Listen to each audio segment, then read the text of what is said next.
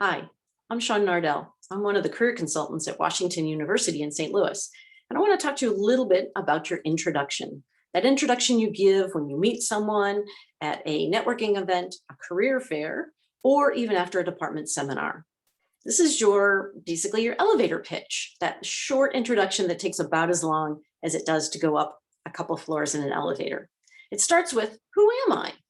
So you might smile, name, and then also give what your major is, and maybe when you're graduating. So it might be, hi, I'm Sean Nardell. I'm a senior in the chemistry department and will be graduating in May 2022. Secondly, what skills and experiences do you have to offer that would be relevant to the person you're talking to? So at a career fair, they may have a job you're interested in and you've reviewed that job ad and you're looking at what things that you can do that are relevant to what they want. So it might be you have great writing skills and that you've been writing newsletters or blogs for your campus group.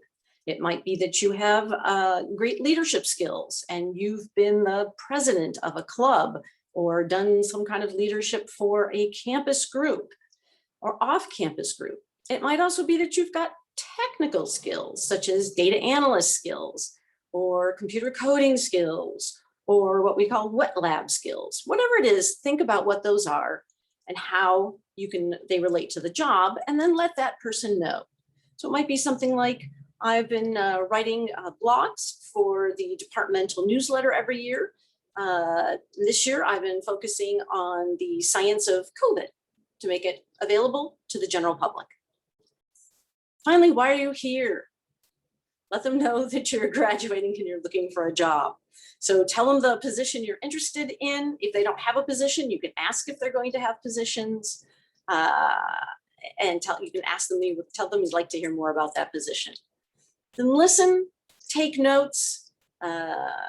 Also let them know why it is you're excited about their company. So do your research on the company and think about, I was really excited about your company when I read about, and then talk about something in particular you read.